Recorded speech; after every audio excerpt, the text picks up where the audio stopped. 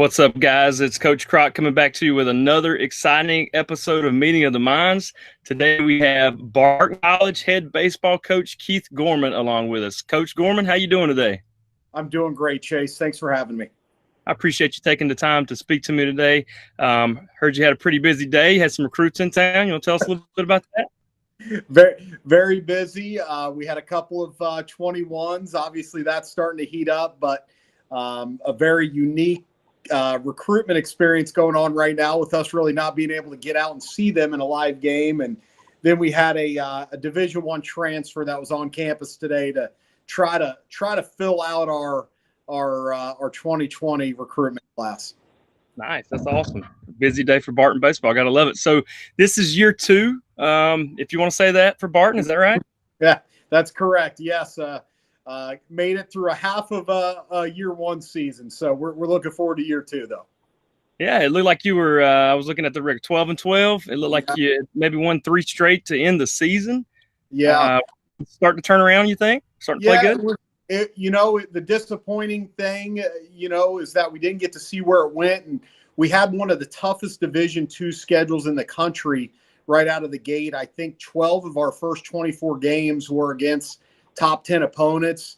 We got some wins against those guys. So we just had a brutal schedule early, and we're getting healthy and we're starting to play well. We took 2 of 3 from a top 10 Mount Olive in conference rival. Mount Olive's obviously a great baseball program, and we're very, very good this year. And we were fortunate to win that series. And then we won a midweek game, and then, the shutdown starts. And so we were rolling a little bit. We thought we had a more manageable second half schedule, and we were really looking forward to it. Absolutely. So how did you break the news to your guys that there will be no more season? Yeah, man, if I could have a do-over on that, I think we would all like it. But we really didn't have a choice because we didn't know what was happening. So I don't think we were any different than any other team in the country. We had practiced. We had we kind of had the impression that it could get canceled that day, but we still went and practiced. We had a big conference series coming up, and we thought we were playing well, as I had mentioned, and we wanted to be prepared for that. So we had practice. It was a shorter practice. I let them go home, and then we got the call about a half hour later that we were shutting it down. So I actually had to group message the guys, get them to come back to the field. And I broke it to them up into the stands, and we still didn't have a lot of answers at that point. So it was a really difficult conversation, and we left it as a hopeful thing that we were going to be able to compete again as a group. But they did take their personals out of their lockers and things like that. So it was a confusing time. It was a sad time, and certainly not the way that we wanted to end it. But I will say this: I was thankful that I got to speak to them face to face about Absolutely. it, even though there was a lot of unknowns. It was nice for them to be able to see me and me be able to see them, more importantly, to break the news. No doubt. That's got to be special to at least see them that one last time. I was coaching myself middle school baseball, not as high level as you are. Yep. But I told him, I said, this could very well be the last game of the year, and I don't want you to not do anything. You got to continue to keep getting better. How did you encourage your athletes to continue to work and progress, to not stay frozen? Yeah, it's been an ongoing thing, and technology, as much as sometimes it drives us nuts, it's really been a really awesome thing for us to have, because we were able to stay connected with our guys. We were able to talk to them, and they could send us videos of what they were doing. But our strength coaches did an awesome job of sending at-home things that they can be doing with some of the gyms being closed. So, we were monitoring them as much as we could within the NCAA rules, because the NCAA did come out with some things that, that they wanted to make sure that we weren't doing something out of bounds. And but we did as best as we could. But technology was a great help, and Zoom calls and Google Meets and all that to really stay connected with our guys and make sure they were moving in a positive direction. Right, and you talk about the positive direction. I always talk about seeing things positive or negatively, half empty or half full. Yep. What kind of message were you? I know there's still uncertainty in this world. We still don't know what's going to happen next year, but how are you keeping a positive frame of mind for your guys? Well, I think being honest with them, number one, but also highlighting the things that we should be grateful for, and see this as not like what happened to me, but what can I do because of this situation to be a better person, to be a better player, to be a better, son, to be a better friend, really take advantage of this. And that was a little bit of a tougher conversation with our seniors, obviously, but Right. to our underclassmen, hey, listen, you just got to erase the board and do something. So if you weren't physically in the spot that you think you needed to be, take care of it. You've got this wonderful thing called time now, and we've got a lot of it. So let's take advantage of that. So really trying to be positive in our messaging to our guys. I think athletes generally are positive people as long as you don't open up, kind of a boo-hoo type of a conversation or those things. So we tried to really take a positive approach to everything, and our guys were already there, which was helped me, to be honest with you, because there was times that I wasn't feeling too good about it. So, just making sure our messages were consistent. We supported each other in that way. Right, that's great. That old adage, I know you've either heard it or you've used it. Coaches say it all the time. Play like it's your last game. You take things for granted until they're taken away from you. And now, pretty much every baseball player in the country can say, "Hey, our whole season was stripped from us." That should be a motivating factor. Would you agree with that? 100%. The crazy thing about this is that every season, unless you win the national championship, unless you win the last game, it doesn't end on the way you want it. So I use this as a chip on your shoulder. You got it pulled from you before there was any finality about it. So use it as motivation, correct the things you want to correct, but be grateful that we're going to be able to get back out there at some point and do what we do best. Right. The attitude of gratitude is something at Winning Mindset, baseball mindset, that we talk about constantly. One of our 4 mindset principles starts off with, I am grateful for the opportunity to play baseball. I'm thankful for the opportunity. We believe that attitude of gratitude really sparks some things in the brain that, it just helps. It helps out with everything. So keeping that attitude is great, Coach. I'm glad that you, kept that constant with your athletes. That's awesome. We'll talk about mindset a little bit. You've actually, I heard you say something about the national championship. You have had the opportunity to coach in a D3 national championship, right? We have at the junior college level. Yes, I was actually, I coached in 2 national championship games, one in 2014, and we lost to a fantastic program. And then we were able to win it in 2019. So was an awesome experience, and the mental side at that point comes into play more than anything. So. Right. We try to talk about, treat every game the same. There's no special, there's no big, but when you get into that stage and that atmosphere, it does change. You want to keep the same approach. Let's just go back to that. Did you see your players when you played in those 2 national championships? Did they change, or were they kind of the same? Yeah.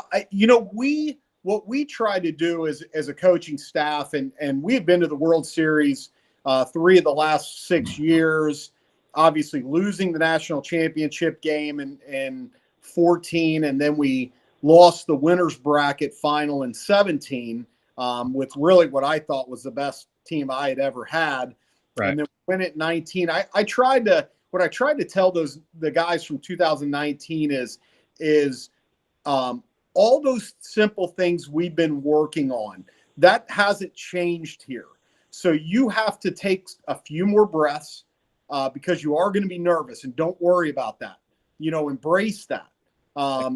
Embrace that by breathing and really enjoying yourself and enjoying the moment and work hard in it. And I would tell them, I said, we're all going to make mistakes here. The coaches are going to make mistakes. We have to move on right away. Right away. There's no time to dwell in that. So we're really just trying to take pressure off of them and simplify it in as simple ways as we could. Let's try to hit some balls hard today. Let's try to catch it and throw it, and things will work out for us if we try not to see it as this monumental task that we're taking on, even though it really was. Oh yeah. I love that. You got to stay in the present moment, especially in baseball. You start sleeping, the ball's going to find you. Yep. You make a mistake, you're still replaying that over in your head over and over again. The ball's going to find you. So you have to use a reset button or have a short-term memory when you make a mistake. Do you talk about that with your guys? Absolutely. And, baseball is, as you mentioned, the ball's going to find you. And if you don't get rid of things quickly, especially at the championship level, when you're facing really good programs, that one error turns into two, and then sometimes can turn into three, and then all of a sudden you're out of the ball game. So we talked to the guys a lot about that. We said, listen, you're going to make an error. You got to move on right away and demand that ball the next play, or hope that it comes to you. You're going to strike out. You got to move on right away and get it figured out, but you cannot dwell in anything because that's the mindset that will beat us. Will be that, nervousness about, okay, what if I make another mistake? Forget about it. Move on. Let's go win the next play. It's so easy to say that, and I've been saying it all my life, I feel like, as a coach, but it's hard for the kids to do. I mean, it's something that, I didn't know if it could be trained, but now, working with mindset, I feel like it is something that is a trainable technique. I mean, you need your mental reps just like your physical reps. So let's get back to what Yogi Berra used to say. Baseball is 90% mental, the other half is physical. What do you think? What percent is baseball mental? What percent of it? That's an awesome question, because I don't know that I can put a percentage on one or the other, because I think there's so many connections between the two. And I'll start out with what we do here at Barton. In the fall, we hammer skill development from, the way we catch a ground ball, to the way we want to focus on, what our catchers are doing. Because we believe that if we are performing the skill and repping it thousands of times the correct way, that gives the mental side of the game confidence. And that is so important. So, we talk to our guys all the time about, if you don't think you're the best player, all right, you're going to come up against somebody who does. So we've got to get that right first. But I tell them, ultimately, you cannot have confidence in your game if you have not practiced the correct way. So that when you do make that mistake, that that's a rare occasion. So I think that the physical part of it has got to get taken care of so that the mental part of it doesn't mess it up. But at the end of the day, you either think you're the best player and the right guy in the right situation, or you don't. But that, again, goes back to, did I rep it enough? Did I practice it enough to have that type of confidence, in it? So, man, baseball is the best game in the world, and it can be the most miserable game in the world once you get in your own head. And, I think the best way to keep a clear head is just to work really hard at the little things on a daily basis, because confidently that you can do it. I think Yogi's probably right. It is much more mental of a game than it is physical. But if the physical is not trained the right way, you'll never get the mental No doubt. to the place it needs to be. Yeah, we talk about processes. Like, most people want that outcome goal of winning or hitting 500 or striking out 20 guys. But if they just work on their processes, they're going to take care of all the results are going to take care of themselves. I mean, you might not win every game, you might not get a hit every time, but at least you're working towards progression. Yeah.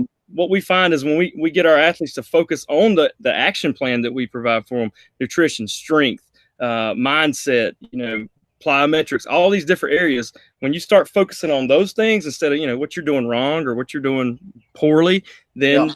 you become a more confident player, and you're able to stay in the present moment a little bit longer.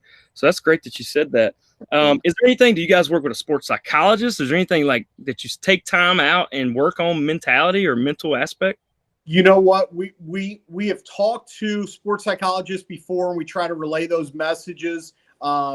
We have a very healthy budget here at Barton, but we don't have the budget to go get these $20,000 a pop sports psychologist guys in here. So what we do try to do though is we send them a lot of articles, materials, videos, anything that we can train the brain to think in the direction as a winner that we want them to think. So we train the mental side of the game as much as we do the physical, but we really try to make connections with them through people that are already having success doing what they're doing.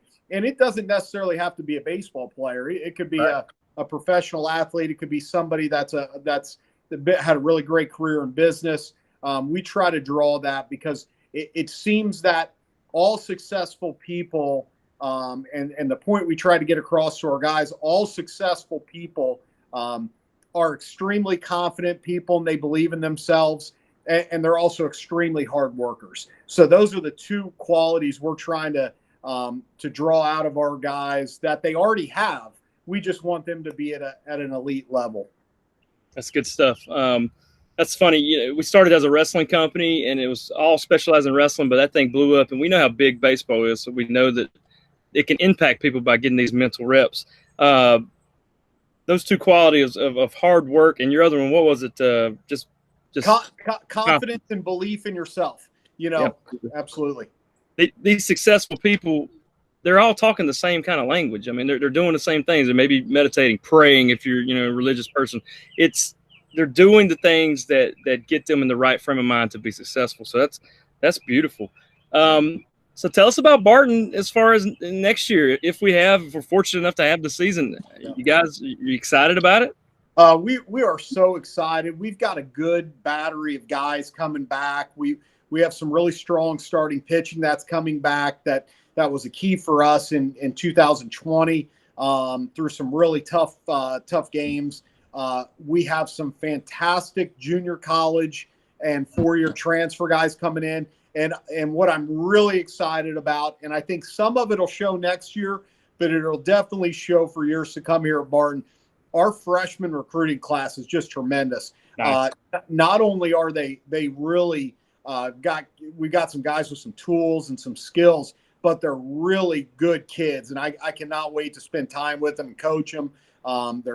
They've got confidence. They're good students. They're good human beings, and we're really excited. So I think the future of Barton's really bright. We're gonna try to build it through the mound and work through there, but we have some awesome things coming forward with the players that we have coming in here. Right. And if you were to say, you may not want to share this, that's fine if you don't, but as a recruiting technique, are you going after in-state guys, or are you going after, what are you looking for? We're going after the best players no matter where they're at. So right. that fit here. We've got a ton of good North Carolina kids coming in. Obviously this is a great state for baseball, and you've got a lot of talent here. But I'll tell you, we've done a really good job in the Northeast. We got a bunch of Northeast guys coming down, get them out of that cold weather. And, baseball on that, right? We got to get them right out of there, and they're coming down. So, and then we've done a nice job, in Florida and Georgia too. So I think we've got some good pieces coming from there. And we just picked up a couple guys from Texas too, which I'm excited about. So we're getting them from everywhere. We just want really great kids that are hard workers, and they're all over the country. And so we're going to grab them, but we've got to do a good job here at home too. So in the state of North Carolina, and but there's a ton of great colleges in this state, so a lot of competition for the in-state kids. Heck yeah.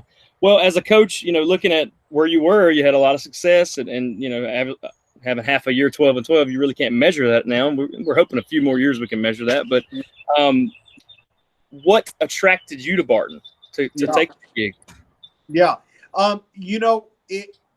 It's so many different things. I think initially before I got here, Barton's in a fantastic conference in Conference Carolinas. One of the best conferences in the country, and actually getting stronger with the addition of UNCP and Francis Marion, not this year, but next year. So a really high quality of baseball at the Division II level was obviously very attractive. I was in New Jersey. So moving down to North Carolina, selfishly, the weather was getting better, so a little bit of an upgrade for me. But when I got here on campus, there was just a lot of good things going on. Number one, the athletic facilities here are beautiful. Amazing. There was a lot of construction going on, so there was a lot of improvements going on.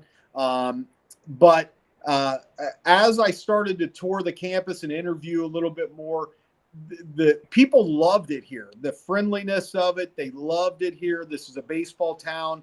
The town supports the college. The athletic director here is a former baseball coach and a very successful one. So the opportunity to work for a guy that was a baseball coach, but also a head coach in college, I think.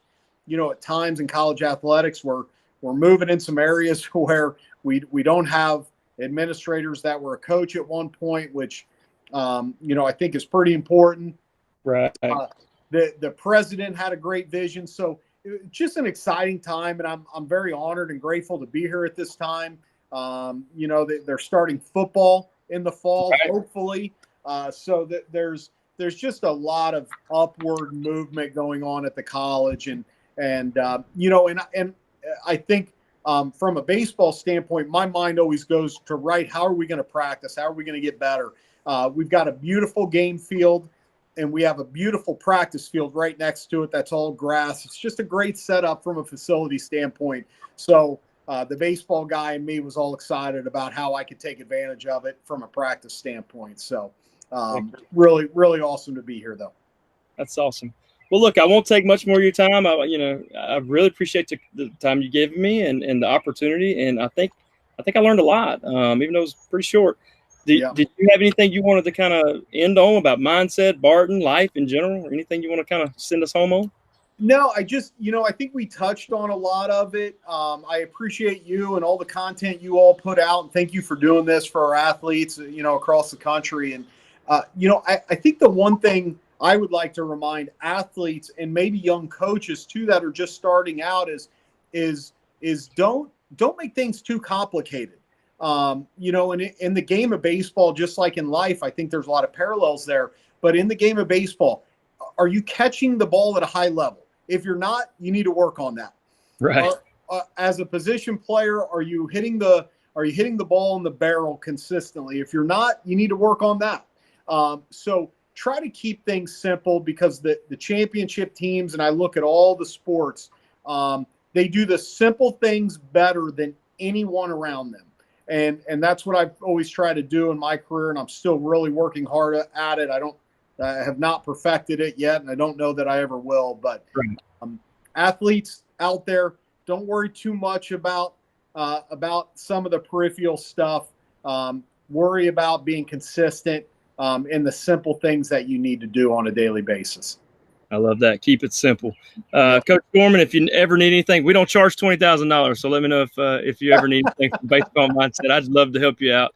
And, think about it. If there's any mental guys you see around and need some extra help, send them my way. I'd love to help them out. And if there's anything mindset in general could do for your school or your institution, we'd love to help as well.